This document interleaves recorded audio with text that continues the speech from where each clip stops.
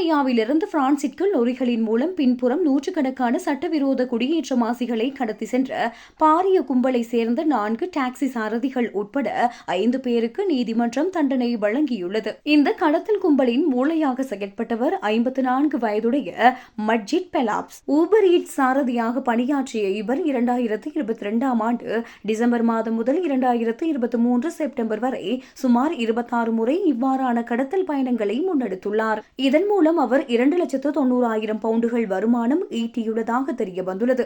ஒரு நபரை எல்லை கடத்துவதற்கு இவர் தலா 1,200 பவுண்டுகளை அறவிட்டுள்ளார்.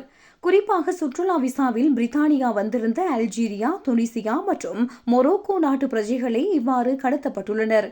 போலீசார் வீதியில் சோதனையிடும் போது பல நபர்கள் வாகனத்தில் இருந்தால் சந்தேகம் வராமல் இருப்பதற்காகவும் அவர்கள் வாடிக்கையாளர்கள் என்று நியாயமான காரணத்தை கூற முடியும் என்பதற்காகவும் மஜித் டாக்ஸி சாரதிகளை பயன்படுத்தியுள்ளார். இந்த டாக்ஸி சாரதிகள் லண்டனில் இருந்து குடியேற்றவாசிகளை ஏற்றிக்கொண்டு கெண்ட் பகுதியில் உள்ள லொரி தரிப்பிடங்களுக்கு சென்று அங்கு காத்திருக்கும் பாரிய லொரிகளில் அவர்களை ஏற்றிவிடுவார்கள். ஒரு சந்தர்ப்பத்தில் பிரான்ஸ் அதிகாரிகளால் மேற்கொள்ளப்பட்ட சோதனையில் லொரி ஒன்றினுள் மறைத்து வைக்கப்பட்டிருந்த 58 குடியேற்றவாசிகள் கண்டுபிடிக்கப்பட்டனர். இவர்கள் மிகவும் ஆபத்தான முறையில் லொரி கொள்கலன்களில் அடைத்து வைக்கப்பட்டிருந்தனர். லண்டன் கிங்ஸ்டன் நீதிமன்றத்தில் நடைபெற்ற விசாரணைகளின் பின்னர் மனித கடத்தல் குற்றத்திற்காக மஜித்திற்கு 10 ஆண்டுகள் மற்றும் 9 மாத சிறை தண்டனை விதிக்கப்பட்டது.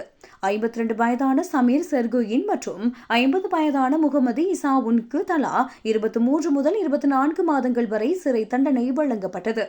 ஏனைய மூவருக்கும் இடைநிறுத்தப்பட்ட சிறை தண்டனைகள் வழங்கப்பட்டுள்ளன. இந்த குற்றவாளிகள் மனித உயிர்களை ஒரு பண்டமாகவே கருதினார்கள். பணத்திற்காக மற்றவர்களின் உயிரை ஆபத்தில் தள்ளிய இவர்களை தண்டிப்பதில் நாம் உறுதியாக இருந்தோம் என தேசிய குற்றவியல் முகவர் நிலையத்தின் அதிகாரி ஜோன் டர்னர் தெரிவித்துள்ளார்.